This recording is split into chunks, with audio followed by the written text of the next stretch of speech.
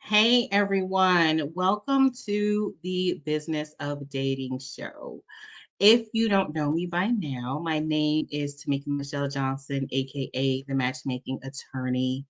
And tonight we are talking about a subject that I believe, and I know and believe in my heart, that is going to truly be a blessing to a lot of people. Not just for people who have lost a spouse, also for people who are in a relationship or dating or seeing someone who has lost a spouse. And so I have these amazing guests on tonight, Coach Angela Carey, Vanal Fountain, and Pamela. And they have all experienced a a traumatic experience of losing their spouses. So before I start, I want to say if I think you guys to mute. You guys mute your devices for a minute. Okay. Um, if you have any comments, if you have any questions, if you want to share your story with us tonight, the link to do so is in the comments on the YouTube channel. And you can come on camera. Your video does have to be on. Um, if you just want to put a comment in the chat, you're welcome to do that. And I will ask those questions to all of the guests if they want to answer. I'm sure they will. They're very, very open. Um, and this is a hard subject. So I totally expect to have some tears. But I thank you all for coming on and being willing and brave enough to share your stories. Just to give hope to everyone out there, to other people who are listening who have gone through this experience. So again, link is in the chat if you want to join us live. And I'm going to do a brief introduction of our guests, and I'm going to have them tell their story. And then we're going to talk about some more things. So I'm going to start with Coach Angela Carey, who honestly, this is the first time that we are actually seeing each other on video in real life, so to speak, virtually in real life. We share several mutual friends, and we have been following each other on Facebook for probably a couple years now. And I happened to see her story of her husband passing not too long ago. And just seeing the journey. I know she took a break for a minute and came back. And I just admire the strength of all of you just to come back and be healthy and share and all that. So, Coach Angela, if you can just tell us a little bit about your story, how you met your partner, how long you were married, kids, if any, and just the story and the initial grief process that you went through when you first lost your husband. Yeah, thank you so much, Tamika, for having me on this podcast. And the subject is definitely something that I was looking forward to discussing. But yes, so I was married to my husband for 15 years. My husband and I met actually through a shared real estate agent. It was actually his best friend, and I was looking to purchase my first home in the DMV, which I'm in the Northern Virginia, DC, Maryland area. And so I was looking to purchase a home, and we were just I was always with his best friend, and I was taking a long time to purchase a house. I was picky. And he finally said to me, I want you to meet my friend. And we had all gone to the same church, and we actually met for the first time at this church anniversary banquet. And I just remember seeing him and just saying, wow, this guy could be the one. And I just was immediately attracted to him, and we hit it off, and we dated for about a year. And then after that, it was, we got married. But in that marriage, we have 3 daughters. So I have a 13-year-old, an 8-year-old, and a 9-year-old, all girls, very active and very extroverted. And we've kind of done a lot, obviously, in those 15 years. And really, I'm 42. Well, I'm going to be 42. And so we were still kind of in that building phase, and we just kind of had hit our stride, so to speak. And at that point, that's when he got sick.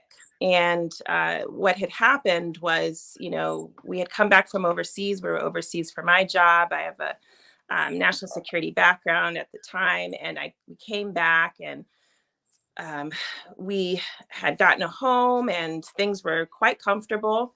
And I remember it was Memorial Day parade, and we were watching the Rolling Thunder, which is this huge motorcycle parade. And I don't think they do that anymore, but they came through Northern Virginia where we were living. And my husband started to complain about smelling something like gas and really having a headache.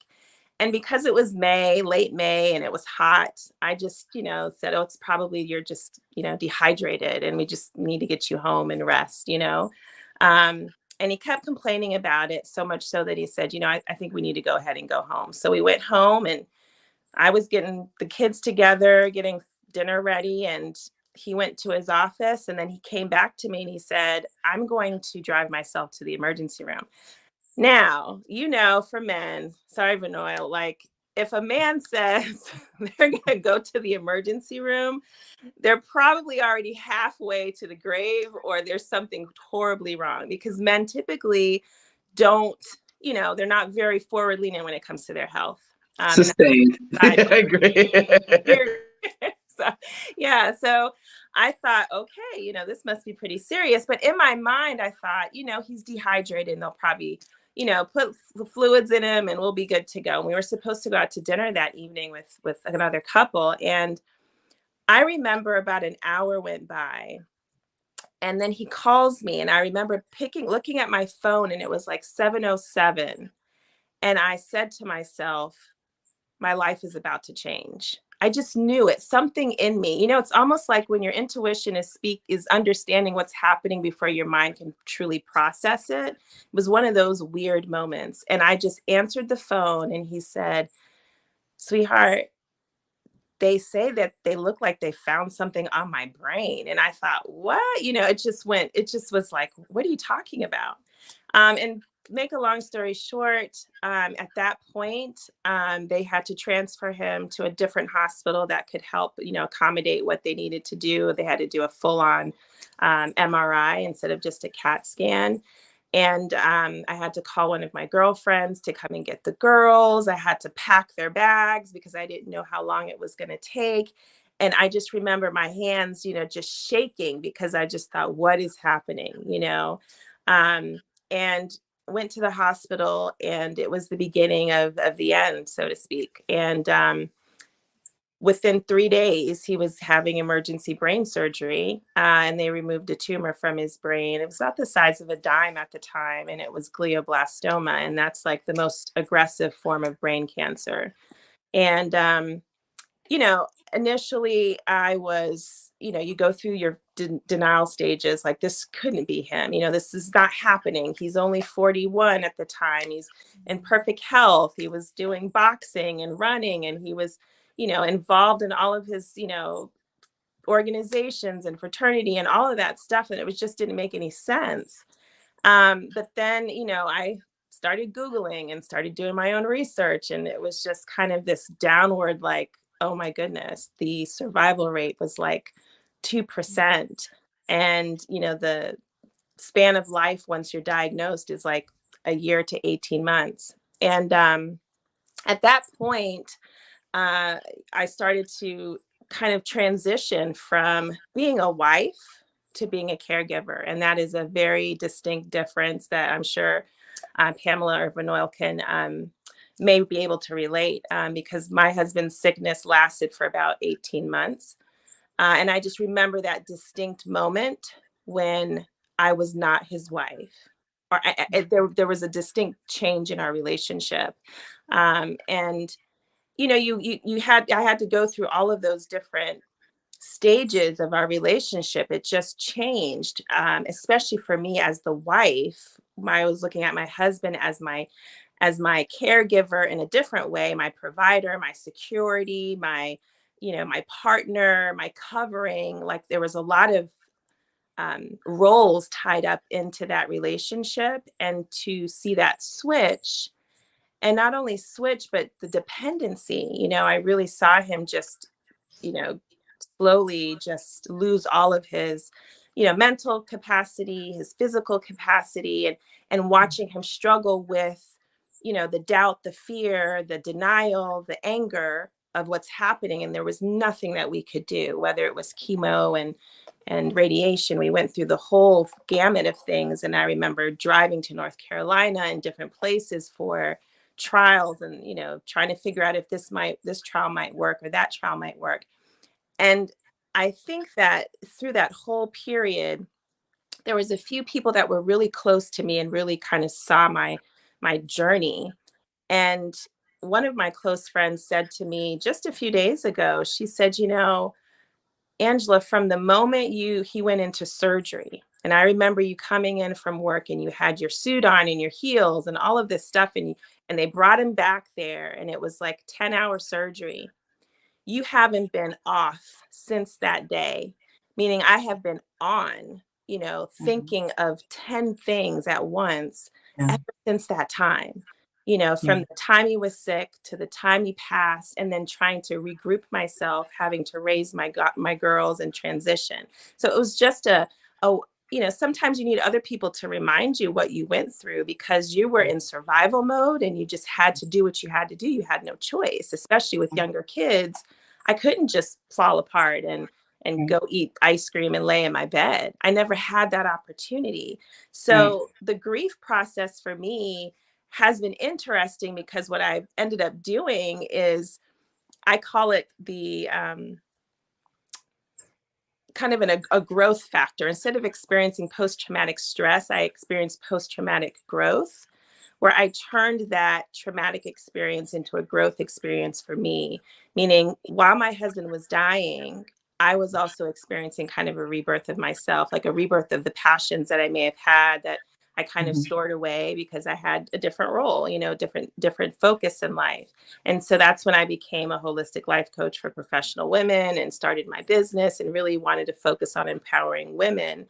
And through that, I was healing myself because my story became my platform. And so every vulnerable moment that I was going through, I would share and talk about it and talk to other women. And even though, most of the women listening to me weren't widows or weren't going through an illness, there was a lot of similarities that they were able to relate to. And I just did a complete pivot. But in that, even though that sounds wonderful, I was still being punctuated, obviously, even to this day, with moments of like pure grief, where that it's like a wave. At the beginning, it's like it overtakes you, but over time, it just becomes that gentle, like, yeah, it's still Mhm. there. That pain is still there, that loss is still there, that person is really not there. And I continue to go through that, but it makes it a little bit more manageable um, when I allow those emotions to just sit with me. And so, yeah, that's just kind of my story in short. But the grief is real, and I have to remind myself that I don't have to rush the process, not only Mhm. for myself but for others, because the people around you want you to get over it too, and you feel rushed to kind of stop referring to that person or stop reminiscing about that person because they want you to be comfortable so they don't have to feel uncomfortable too. So So, let me ask you. So how long has it been since your husband passed?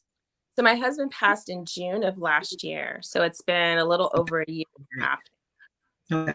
So we'll talk about a little bit more about the growth and moving forward. Now, if you would tell us your story with your wife and all of that. Well, I'll try to be brief. We have a pretty long story. I met my wife, believe it or not, Tamika, when we were in high school.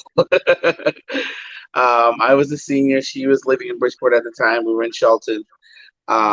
She went to Central High, and I was in Shelton High, and we literally met at a gospel concert that my church was hosting. And at the time when we met, we were really just, to be honest with you, we didn't really hit it off like right away, but we knew that there was something there between us. And then she literally became, I'll be candid with you, she literally became my best friend over time. And I literally would go out on dates with other girls and then end up going to her house telling her how bad or good the date was. So Wow. that's how Right. close we were as friends. And then over time, without exhausting the story here, we realized that we were actually meant for each other. So we got engaged probably, I want to say it was early 1990s. We were engaged for almost we dated for 6 years. We were engaged for 2 years. And we got married in 1999. We were married for 21 years. During that 21-year period, we were both very active in our churches at the time. In fact, she had her parents were both PKs, so our parents were both preachers. I think you know that, Tamika. We were both PKs, so we end up, we had that whole thing of, okay, when we get married, what church are you gonna go to? What church are you gonna go to? Because we started dating pretty intensively. So we did something a little unique. We put our talents together. I was in our high school band and I love music. She was the organ and choir director for her church. We literally put together a youth choir that was for the entire community and not just centered around one church. That youth choir, and people can Google it. I wasn't going to tell my name other than Banal, but that youth choir is known as Junior Fountain in God's Generation. So we do have, CDs and things that are out there. We've done a lot of great things, but I think the most important thing that what we've done together, aside from the music, was mentor youth. The choir took the proceeds that it earned from CD sales and from tours, and we literally opened up a youth center in Bridgeport, Connecticut, to mentor youth and to be a safe haven. And I didn't even realize how impactful that was until she did pass. Because so many people, even to this day, I still get text messages and emails about her, and even people that she mentored that I didn't even know about and that I wasn't aware of. So it's nice, and that's something that is really I don't know, it's enduring, for lack of a better word, to see that. So I don't look at her passing it while I'm very sad, and I'm still, I think Pamela and Angela might be able to relate to this. I'm still grieving. I grieve every day. The pain doesn't go away. It just becomes a little bit more tolerable. So that's what happens. And but I know, I feel her presence. I feel her presence with me. I feel her presence with my children. And I know that if she could speak in my ear right now, she'd be telling me to live my life and to be the best that I can be so that I can be, good for my children. So her story in terms of her sickness, oddly enough, she worked in oncology most of the time that we dated and were married. She was first diagnosed with what's called triple negative breast cancer, which is absolutely one of the worst you could have. Just before our daughter's second birthday, back in 2017. I have two beautiful children. One is 18 and one is 6. My son is 18, my daughter's 6, both by her. We actually, and it's funny because God works in mysterious ways. We had actually settled in with the fact that we were just going to have one child. And long and behold, my Olivia, who's my daughter, is my surprise baby. So, but I know why God sent it to us. Really, to me, He said, He did that. So,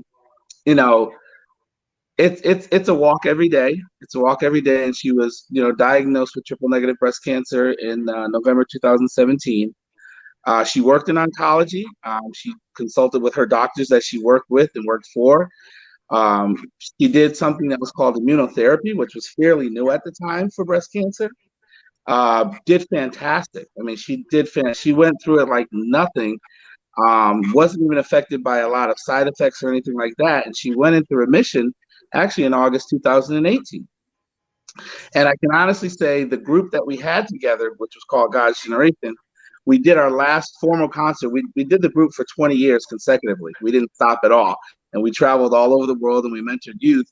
But there was something that told us to stop the group in 2016, not knowing what we were getting ready to face in 2017. And then 2018 came. Like I said, she went into remission. She did fantastic. And, I can honestly say between 2018 and all of 2019 was probably the best years of our life. And it wasn't because, I think it was really because we spent a lot of time mentoring other youth. We were really able to take that time and to focus on our family and focus on our children. And I think that was God really giving us that time, saying, listen, I know this is what I'm doing for whatever reason. We don't know why God does what He does. But His ways are not our ways and His thoughts are not our thoughts. But we're like, okay, we're going to take this time and we're going to enjoy it. And then I would say just before COVID hit, early 2020, she started having these weird chest pains, weird things going on with her chest.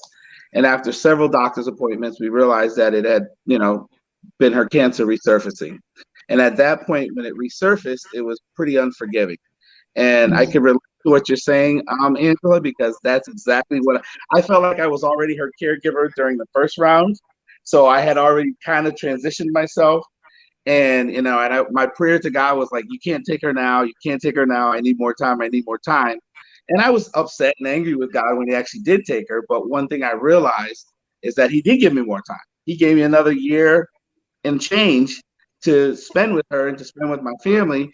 And then, lost her in October 2020. Wow. That's Yeah. just heartbreaking. I didn't say how we actually know each other, but Vinal and I actually, we went to high school together. But we hadn't been in contact with one another until recently when I contacted him about the show. But we have been connected on Facebook and I've been following him. And I do remember it being October 2020 because it was the same week that my husband's father passed. And I remember bringing his mom into the house and I remember seeing it. And I was like, wow. And we have a mutual friend. And I called my friend and I said, is this what I'm really seeing? With Manal? And she said, I think so. And so I just followed you. And my heart just broke because, I know our ages. I know how young we are. And how young, just from the pictures that I saw, how young your wife was. And knowing that you had young kids, my heart was just breaking for you. And so again, this is the first time we're connecting virtually. Well, I'm going to visit when I come to Georgia. You know that. Yeah, I hope so. So thank you for sharing. Thank you for coming on. And then Miss Pamela. Miss Pamela and I have a mutual friend, and I knew, and her friend told me that she had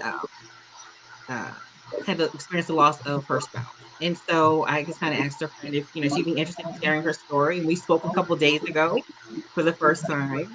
And I'm glad we did. I'm glad we connected and wanted to know if she would share because she said there's not a lot of resources out there for people to talk about this experience that people do have, but not necessarily common, I guess. But it happens and it affects people. So again, thank you for coming on, Pamela. If you just want to tell us a little bit about your story. I'm not sure. Is it raining where you are? Yes. Okay, that is a really loud rain. We need to.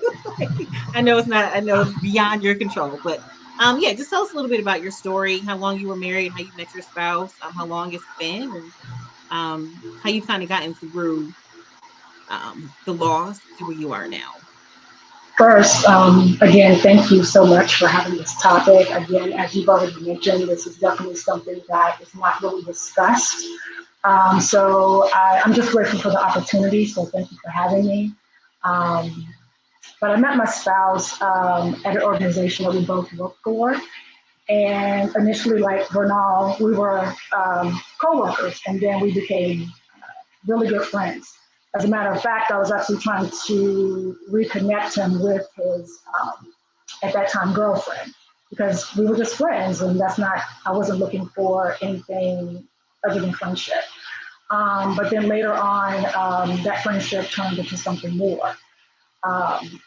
And so I met him at the organization. We were married for 22 years. 22 years.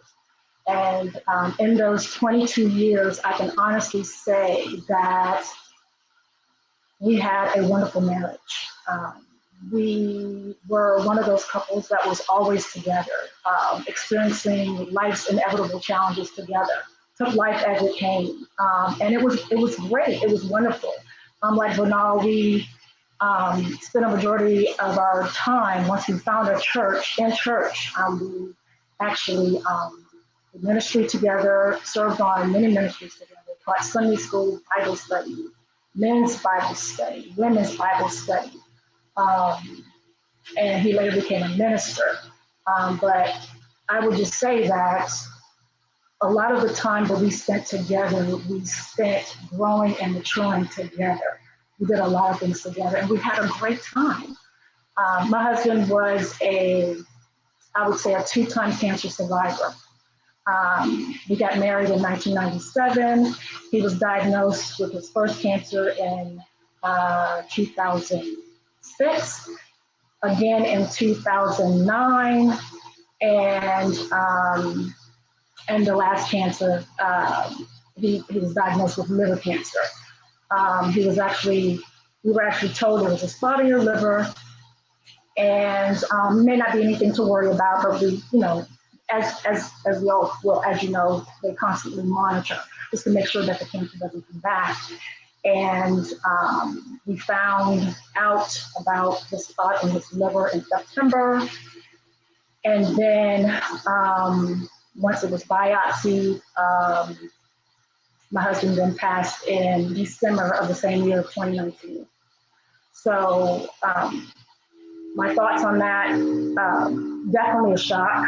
I think we had went through only 2 chemo sessions.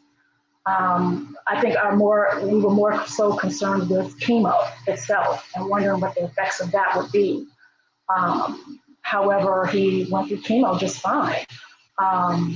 But this time around, and just like Angela, you do your research and you try to find out, you hear the word liver cancer, you look at the survival rate and how long a person may have and what are the statistics showing. But again, it was a period for us where we knew it was different this time. We knew it was different. And different meaning having to go through chemo, possible radiation, possibly even living with liver cancer, and for however long we didn't know. So it was a period in our lives where we knew that there had to be some adjustments, some changes. We just didn't know what the changes were going to be. It was very difficult and hard, but when you're diagnosed, you kind of go through, you find out other things that's going on medically with the person, right? And so while you're navigating through it together and in the trenches together with it, it's sort of like if you have the type of relationship where you're talking and you're communicating and you are discussing those things that are bothering you or concerning you, it's as if you're giving care, but I didn't recognize that that's really what I was doing because we were always together.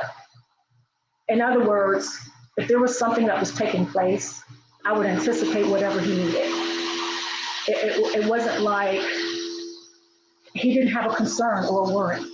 I was always there and wanted to very, very much be a part of it because my concern was, you're not going through this alone. I'm not going anywhere and we're in this together. And I think the hardest part for me, one of the hardest parts for me was, and I'm not sure if anyone else has had experienced this because we were really close, it came a point where he became more of an introvert, stopped talking. And that became very hard for me in trying to determine what was going on inside. What are you feeling about this? How are you dealing with this internally? And you can tell me and I can handle it. But because we both have relationship with the Lord, what I understood in that moment was he was trying to hear from God and hear and see what was God telling him, because he knew within himself it was totally different this time. Because before we didn't go through losing weight, becoming very ill, fatigued, all the things that come with an illness and or going through chemo. We didn't endure any of that before. So this was a mini first for us. And so when you have liver cancer, you do end up having jaundice. You do end up getting jaundice. That's one of the side effects of it. And so I just remember one Sunday morning, this is after actually we had a chemo treatment on a Friday. It was Sunday morning, I'd say about 8:45, and it was a normal Sunday morning. where we would get up, perhaps get ready for church. But because he had been ill and pretty much bedridden because he became so fatigued and weak and couldn't, walk up and down the steps. This particular morning, there was just something a little different, And I say that because when you're a caregiver, you help them go to the restroom, you do whatever it is that they need help with. And this particular morning when he got up, seemed like a normal morning. He seemed normal, he seemed fine. However, he wasn't. When I looked at him, his eyes had turned from a baby yellow, which is jaundice, yellowing of the eyes, to a gold color. And he was still normal, acting normal. And then something said, take his temperature. Temperature was 101, 101, 102.7, I think it was. And I just remember saying, oh my gosh, what's going on? He's looking at me, I'm looking at him, he's normal. He's looking fine other than the yellowing of his eyes. And unbeknownst to him, I said, I think we should go to the hospital. I think we need to go to the hospital. And he didn't want to go. He didn't want to go. And I said, well, come on, let's kind of move around a little bit. Let's move around. Let's see how you're feeling, And I was helping him get dressed and called the hotline where they have a doctor on call on the weekends. And told her, I shared with her what was going on. And her words to me was, get him here immediately. Immediately. And I'm saying to myself, what is going on? And so I told my husband, and he said, no, I don't want to go. I don't want to go. Because, you're constantly going back and forth to the hospital. They're tired of being poked and prodded. And this is your heartbeat. This is someone you love and you care about. But I understood at that time that I had to make a call and we had to go. And it was very tough because he was begging me, saying, no, I do not want to go. I feel fine. So I took him to Georgetown, which I live in the DMV area, and it's a little ways. And so I was concerned with what's going to happen. Are we going to be able to make it there? I didn't want to take him to the nearest hospital because all of his records were at Georgetown. So I'm like, Lord, please just get us there.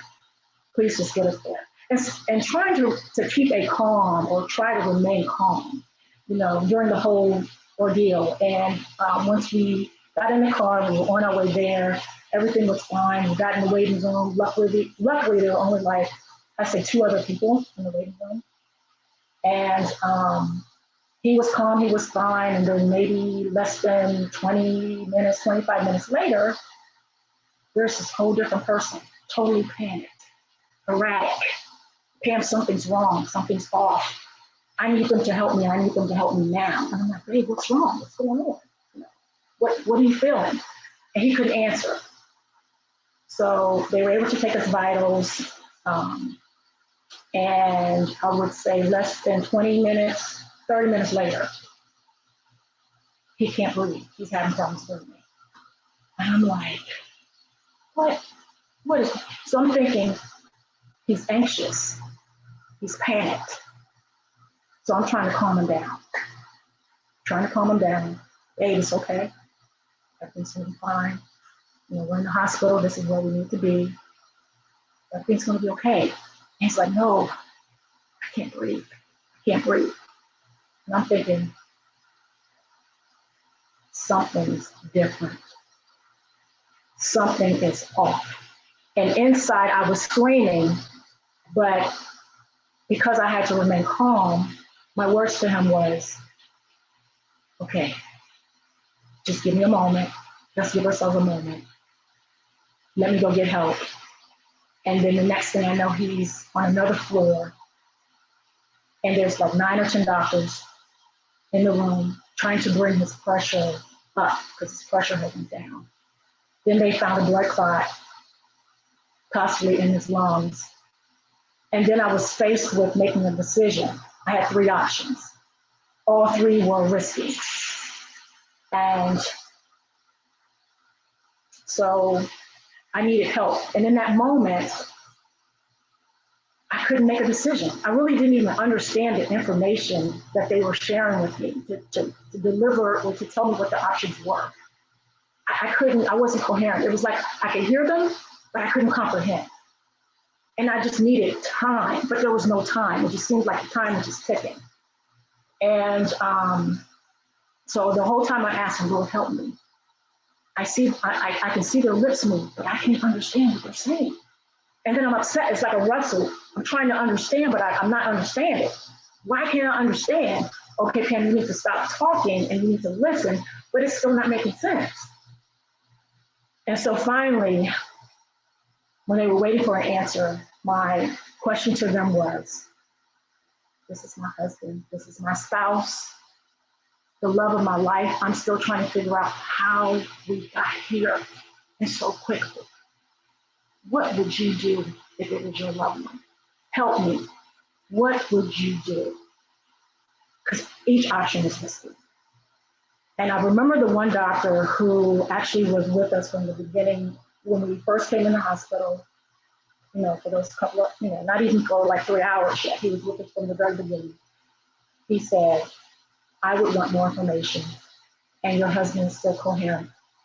And I just remember once he said that, because we were outside his room, like down the hall, I just took off running because I said, I have to get to him. We always made decisions together.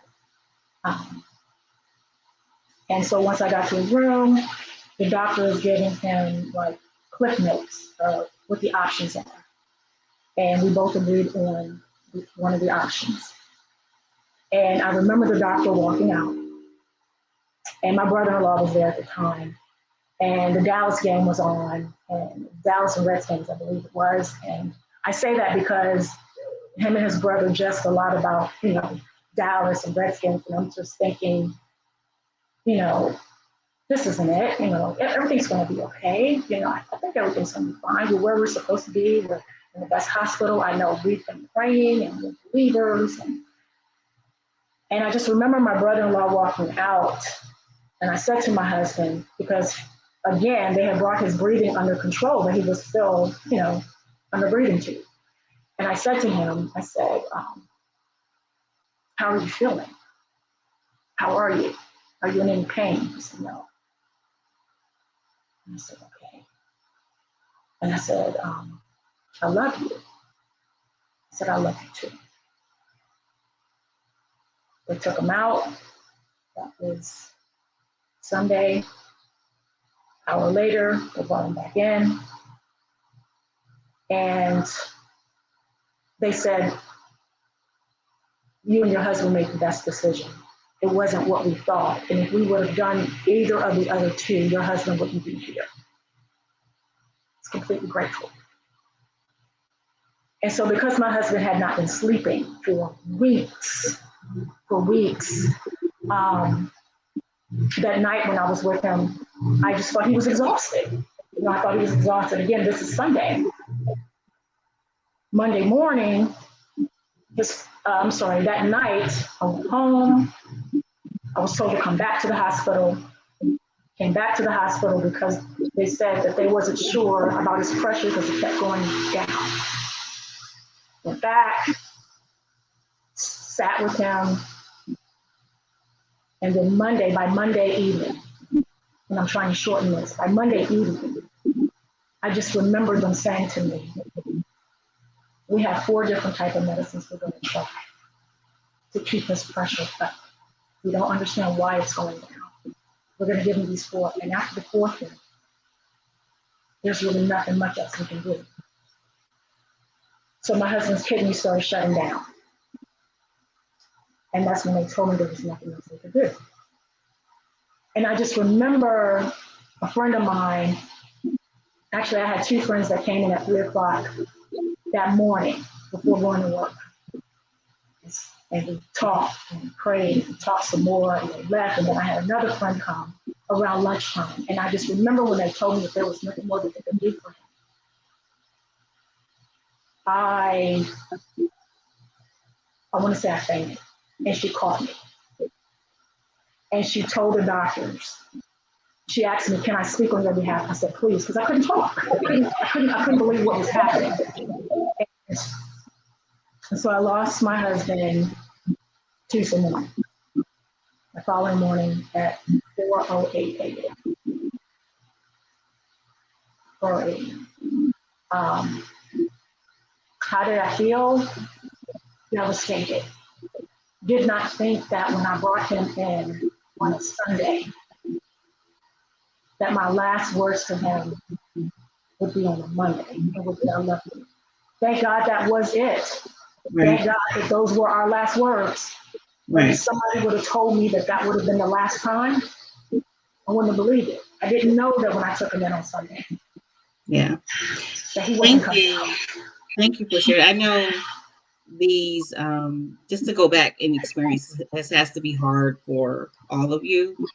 I do want to change a little bit. I want to shift gears a little bit because at the end of the day, I'm all about, okay, I know you all have experienced this loss. But there's brighter days ahead. There's you have time. You all are young. You still have your whole lives ahead of you. And this is all about dating and relationships. So I want to, shift a little bit there and the good things that you see, the positive things that you see. And, after you have kind of processed, and I know you're still processing and grown, I want to start with Vinal first because about 6 months ago or so, just again following you on Facebook, you had a new relationship status. Correct. That is And correct. my first thoughts were that's great.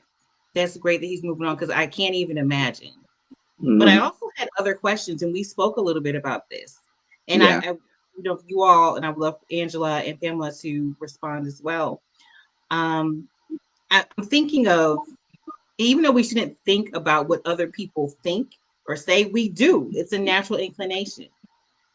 Is it too soon for me to move on? Is it too soon for me to start dating? What is that process? And Pamela and I was speaking with Pamela the other day, and I was saying things just like pictures in your house if you're dating someone else, seeing someone else. Like, what do you do? Right? You like all those things came in my head from what I see. So now tell us a little bit about your experience and there's been so much. I'm going to try to be brief for the sake of your other guests, but I will try to fast forward. If there's a pocket that I missed that someone just doesn't understand, please, ask. But what I can say is, when my wife did pass away, I didn't think I was going to ever date again, ever marry again. My life as I knew it was over. And what my mindset was at the time, because I have two beautiful children, was I'm living just for my kids. I'm living now just for my kids. I'm here because I have to take care of my kids. Through God and therapy, anyone that knocks therapy, I'm sorry, I think therapy is very good. God and therapy work hand in hand. yes. I realized that I had to take care of myself as well, and that I had to be happy as well.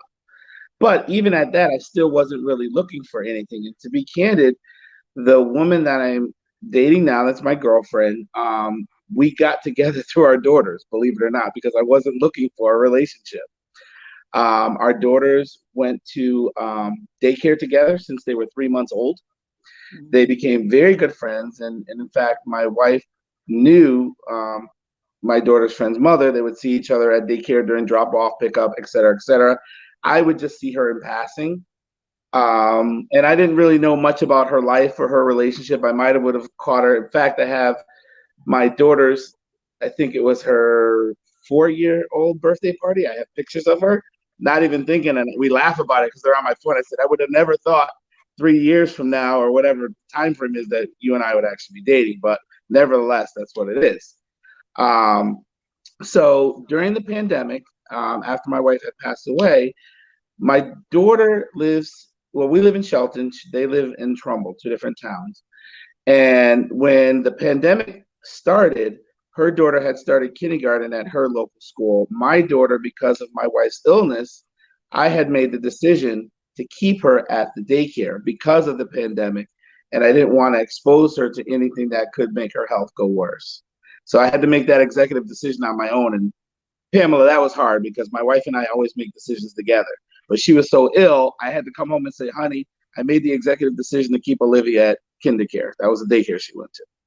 So, and she was fine with that. But again, fast forward, during the pandemic, everything was shut down. Restaurants were allowing takeout.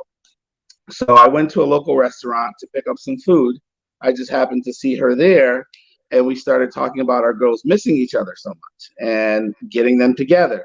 Well, because everything was shut down, play dates became the girls playing on my playground or going to her house playing and watching TV or doing a movie or whatever. And that kindled a friendship. And I'll be honest with you, it kindled more than that at the time for probably, I don't know if I can't speak for her, but I'm definitely going to speak for me. It kindled more than that for me, but it started making me feel guilty at first. And I felt like I was, okay, I'm having feelings for this other woman. I'm cheating on my wife. And I had to really talk to my therapist about that. It was a real situation that I was having because I couldn't internally process it. I didn't feel right. I felt disgusting. I felt guilty. I had all these things running through my mind. And I was like, this is weird. This is really, really weird. But the important thing was my therapist told me, I'm not going to exhaust everything that I learned through therapy, but the takeaway from it was you do have to live on. And if you don't take care of yourself and if you're not happy, you're certainly not going to be happy for your children. Right. And that was my takeaway. And the other thing was to be honest with the person that you're dating. So, my girlfriend, she understands that I'm still grieving. She understands that it's still a process. She understands that I might have a grieving moment or that I might have an angry moment, or she understands those things. And that is huge to me. And I think that if anyone is going to get back in the dating world, the most important thing to do is, number one, to be true to yourself as to where you are. And then number two, to be true to whomever it is you're dating, to have that transparency. Because like I said, I'm still not over it. I'm still grieving, but I realize in my grieving process, I have to move on. And I say to my girlfriend all the time, her name is Kim, you're part of this grieving process, and I appreciate you. And I thank you because you're helping me to move forward, and not just me, but my children as well. Yeah, that's awesome. And I don't know Kim, but I know that she's an amazing realtor out in your area. Yes, she is. Posted about it. So I love the support back and forth between two of you. So I wish you two the best. Absolutely. Coach Angela, you are just seemingly just flawless. And I have seen everything that you've been doing. I've seen you, Martha Vineyards down in Florida. I had no idea you lived in the DMV. I thought either you lived near Martha Vineyard or in Florida. I You would. have amazing looking retreats for women. So thank you for that. But I saw that you posted the other day when we were going to do this show. You were like, I'm going to keep it real at 100. So it's only been a year for you. Have you thought about seeing someone else, dating? How does that look? Thought about it or started doing it? And what's your perspective on it? Yeah, so I think that, I think what you said, you hit it on the head when it comes to kind of getting back into the dating scene. The feeling that you'll be judged, right? Like, especially for a woman, I find it to be a little bit more critical than men. Sorry, Noel. I think the society will say, oh, a man needs to get married again, right? Because he has needs and he needs to be taken care of, and the nurturing thing, right? But for women, it's kind of like, when my husband passed, his family was like, I'm so sorry, you're going to have to be like this for the rest of your life. And at that moment, even within my mind, I thought, oh, that's something I wasn't expecting, that there was this expectation that I would just be, a widow and loyal for the rest of my life. But one thing that I will say, I agree with Vanilla, is that process for me, in terms of knowing that I had to not just thrive for my children, but for myself, happened very early on, because I was with him for such a long time in that sickness period. And so I had those moments on my own that I had to come to that realization. And while when he first passed away, I thought to myself, I'm not getting married again. And it wasn't so much because I didn't feel like I wanted the companionship, but I just knew how much work we had put into the relationship and how much has changed in the dating scene now. So when I started, you know, and I didn't really date much before I met my husband. So it was just a whole nother world. And so, of course, I didn't feel like the mental exercise of, my friends, 90% of them were all married, and now here I was, the single woman, which has a whole nother set of issues, right? Like I'm walking in and I don't get those phone calls anymore to go hang out for dinner and go out to the movies or the shows with all my friends because they're all married. And I Right.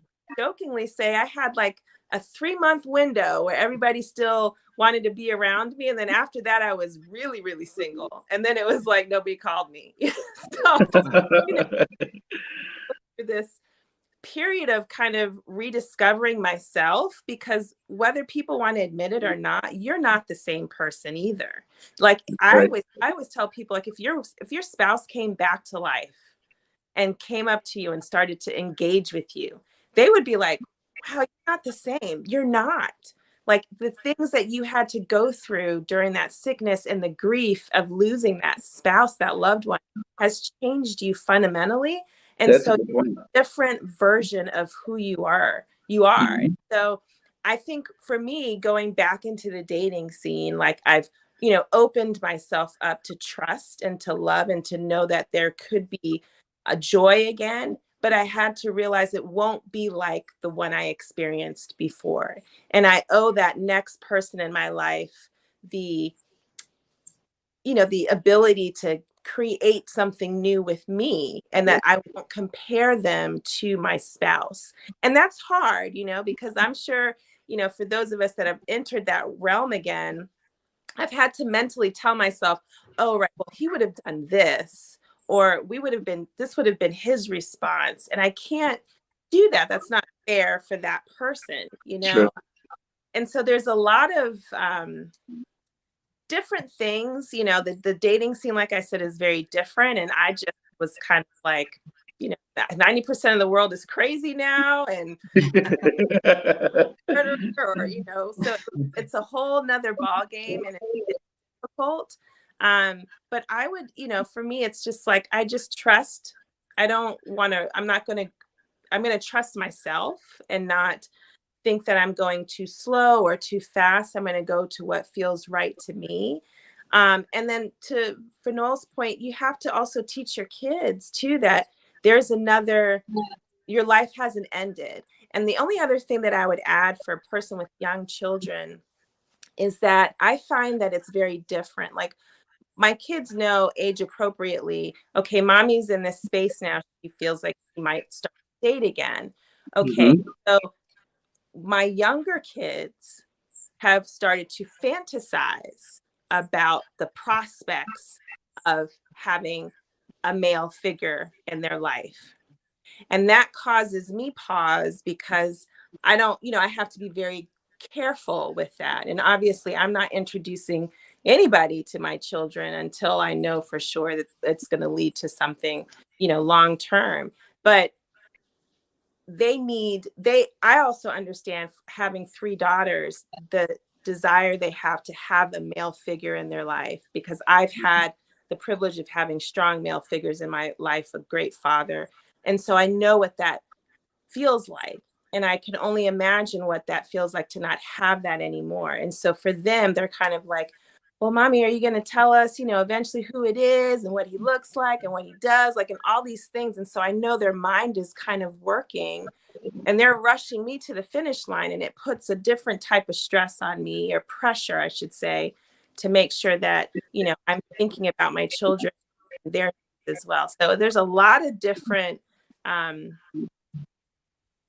complications that come with dating now, because it's not just me, it's me, my children, and my grief and my experiences and my pain. Dating now, I'm older. So in my mind, I'm like, okay, this guy's going to have a thorough medical check. My experience, I need to make sure he's going to be around for at least 10 years, so I've got to deal with that, the fear of getting in another relationship and then losing that spouse. And we're in the latter part of our years, and things are different. So there's just a host of different things that I have to process. But, at the end of the day, whenever you're ready, if you're ready, because some people may not want to date ever, and that's totally okay. But if they are, to enter it and give themselves grace, you know? Yeah. Yeah. I just kind of want to just say one quick thing. Everything you said, I completely agree with 150%. And, you just have to, one of the things that my therapist said to me is there are no rules because no one has your life. No one has, so you have to put it together in a manner that makes it work for you as well as your family. And I can admire what you said even about your children, because when with Kim, even though our daughters were friends and we knew we were starting to have an attraction to one another, we really didn't go public with them that we actually did have an attraction to each other for a little while. So, and now, we're still kind of, as our parents used to say, the courting stage of seeing how everything works out. Yeah. Pamela, as we kind of wrap things up, what has the dating experience been for you since you lost your husband? And I know Angela mentioned, comparing perhaps, which I can totally see. Is that something that you've go through, or how do you process that in relation to seeing other people? Well, just like Renal, I thought that the love that I had with my husband would last me a lifetime. That I would be one of these people that was going to be okay. Wasn't going to look for anybody, wasn't thinking about it, wasn't even on my purview. But again, therapy. And again, I agree, therapy is necessary. I know it helped me, and it's helped me think differently. And therapy is something that helps you deal with you, not so much just the grieving, but with you. You're being reintroduced to who you are now that you've gone through what you've gone through with the loss of a spouse. And like Angela, if my husband were to see me today, I'm sure he'd be like, "Oh my gosh, what's going on? Like, who's this right here?" Good for you. But I can honestly say that with therapy, it has helped me deal with Pam and be okay with doing what Pam wants to do, when Pam wants to do it, and how Pam wants to do it, and not being so concerned or wrapped up in what other people think, because they didn't go what Pam went through.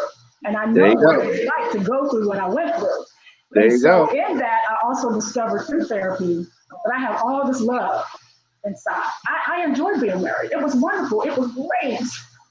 But in that, I also have all this love that's still there to give to someone else. So I'm so open to it. This is completely different from how I initially felt. But again, therapy, you have to do the homework. You got to want to get better. And it takes work. It takes you being honest, being transparent, not just with your therapist, but with yourself. You have to do the homework because, again, the calls are going to stop. The cards are going to stop. The visitations are going to disappear. And you're left with you every day. And the days continue to go. And you're the only one who had to make this major adjustment. And the lonely nights, if I may interject. And the lonely nights. Okay, let's be honest. So, right. And so, to answer your question, I'm so open to it. I'm actually, I am single. I am dating. But I've reconnected with someone that I've known 30 plus years. And it has been absolutely wonderful. And awesome. I have no regrets. I am looking forward to whatever God allows. And you're right, Angela, dating is different than how it was so many years ago. But, if you do the homework, if you spend time with you, and you can look in the mirror every day and you're excited about what God is allowing you to see, there is absolutely nothing that you can't get through or do or enjoy. You can enjoy life even more because guess what? Your story is still being written. When your husband passed or when our spouses pass, we're still here. Doesn't mean it's over. Our story is still going. It's still being written. And we have a choice every day. What are we going to do with our life as we know it now? What are we going to do? Are we just going to turn over, pull over the covers and say that's it? Or are we going to ask God, this is the day that you've given me. What am I going to do with it? I have choices. The Lord wants me to live, and I believe our spouses would want us to live too. Absolutely. So I hope that answers the question. Yeah. I'm sorry. We have another little visitor that joined in. Say hello, sweetheart. I see. I know it's getting to be bedtime, so I'm going to It wrap is. it up soon. You So I finish see Can a we keep comment that here. I'm going to read a comment really quick. This is from Jennifer Hayes. And she was on the show last week. She is a matchmaker. She's been a matchmaker for over 25 years. And she writes, one of the things I tell my clients is you are not replacing or comparing. Your heart is big enough. What an amazing affirmation to your late spouse to say that what we had was so amazing that I want to do this again. Do what feels right and good for you. And Jennifer, she spoke that she used to have a widow's retreat, which I thought was just amazing to have. So I hope that you bring it back and you schedule another one, Jennifer, if you're still out there. Because I know a lot of people would really enjoy that and benefit from that as well. But I am going to wrap it up. Thank you guys. Maybe a So, conference, Tamika. You might need to do a conference. who? You. No. Sorry. My plate is full right now. Okay, so Jennifer says yes, she will. I just love the idea when she brought it up last week. She said she loved the show. So yeah, I'm so excited for what life has in store for all of you. I can just, feel the love that you all have. And as Pamela, you were saying, you have all this love that you have inside you that you want to share, you want to give. And I think that's amazing that you can say that and do that. And again, I wish you all the best. Thank you so much for sharing. I should have known we were going to go over a little bit. I want to hear the stories. People, need to connect to that. And I know there's so many people who have gone through it and they can relate. But I, wanted to end with the positive. And I appreciate you asking me. And as you know, you did ask me for, a previous show, and I said, Tamika, I just don't know if I'm ready. And I had to really put it. And I feel like, just to cap off that God has given me an opportunity to have a wonderful woman in my life. That was my late wife, Janine. But now he's given me an opportunity to love again, whatever the future holds. And for that, I am grateful. Because many people don't get that. That's right. Yeah. Yep. Pamela or Angela, any lasting words of advice to anyone going through the same experience or anyone dating someone who's lost a spouse? For me, it would just be similar, just staying open, give yourself grace, but that, know that you can love again and it will be something different. And it is a new chapter, it's the same book, different chapter. And just going to evolve into another person who has an amazing life experience that you can bring into that relationship to help make it better, because you'll have lessons learned, that you can improve upon from your previous relationship. So to me, it's a privilege that you can do it again. And if you're open, you'll meet someone who can touch you in a different way, and just be open. And briefly tell everyone where they can reach you, because you do. Just tell us again, really quick, what you do for women and how they can contact you. Yeah, so I'm a life coach. I'm a certified life coach for professional women. And so they can reach me at angelacarey.com. I do host, as Tamika mentioned, retreats a couple times a year.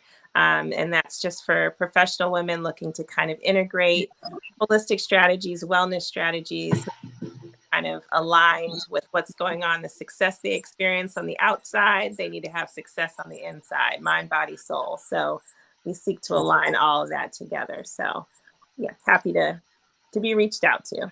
Okay, and I will definitely leave your website and information in the notes of the channel. And Pamela, any lasting words, advice? Yes, if you have lost a spouse, make the personal investment. Don't feel ashamed. Get help. It's out there.